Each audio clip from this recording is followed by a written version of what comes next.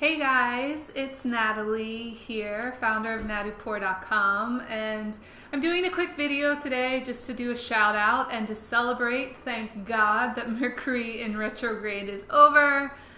Thank you, Jesus. For those of you who don't know, maybe you've noticed that this last month has been a little chaotic and a little gnarly, and there are all sorts of places where you can learn about what Mercury in retrograde entails, along with Mars in retrograde and a few others that have been going out. But it's really been a time for us to get clear on the things that are not serving us, and not necessarily a time to move forward. If you've been trying to move forward and start new things, you might have experienced a lot of resistance.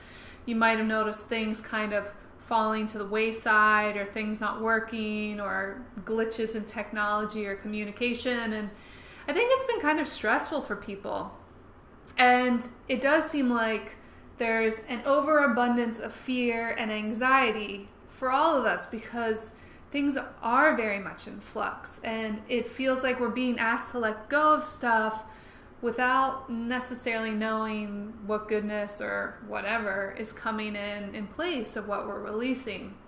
And that can be really scary, and it can be so easy to get caught up in fear-based thinking. And certainly, I think within the realm of politics, we've seen how much fear-based thinking is going on. And God, even in my own head, I see how easy it is to spend time in a place of thinking, I'm not good enough, or I need to do more, or I need to make more money, or blah, blah, blah, blah, blah. And we can get caught up in this churning cycle of just go, go, go, without really centering ourselves and taking a deep breath. And so I just wanted to put out today just some loving reminders to take a deep breath, because God knows I've really needed it. And I figure we all kind of need reminders within our respective journeys to take a breath and to perhaps tune into the fact that we are okay and we are worthy, enough, good, simply as we are. Because I think, we've been conditioned not to believe that. And really in this moment, it's time to perhaps embrace a new way of being, and to set aside those old stories, and to acknowledge the fear and the pain that exist, and to understand that even in the midst of that, we can choose something more, that we can choose love, that we can choose connection, that we can choose compassion. And I think it's also a time where we can begin to imagine what our life could be if we didn't pursue an either or play on things. Like, what if instead of just being corporate, or just being kind of off the reservation, woo-woo out there dancing with fairies, what if you found a way to incorporate those two? Not saying that either of those are your thing, but I think each of us is an individual with so much going on inside of us, and to think that any of us show up as a one-trick pony is so simplistic, and it's really not the case. And certainly we've been taught to pigeonhole ourselves, to do a resume walk, to keep things kind of concise and short.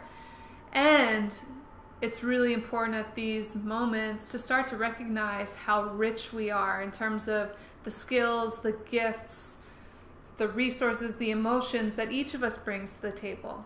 Because at the end of the day, our true magic isn't our ability to act like robots from 9 to 5, but to connect to a larger sense of who we are, of our humanity, of our creativity, and bring that into full expression.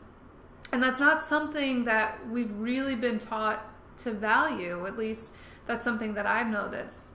And it seems to me that that's really kind of the truth of who we are, and that's the answer to, I think, a greater sense of fulfillment and showing up in the world and making a contribution and connecting to others, when we recognize what is within ourselves that goes beyond the robotic, performance of tasks, or the resume, or whatever you think sort of you are checking the boxes on.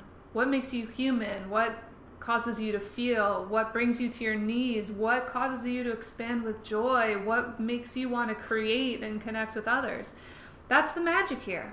So I'm just sharing that because it seems like right now, more than ever, it's about us questioning the either or mentality, that dualistic thing that we can only be good or bad. What if neither are really true? What if all the ways in which we've limited ourselves or slotted ourselves, pigeonholed ourselves, what if all of those are stories that we can set aside and really begin to get clear on who we are and what brings us joy and how we can express that joy in a way that serves not only ourselves in a sustainable way, but really makes a difference in the world. So, sending my love to you. I'll talk to you soon.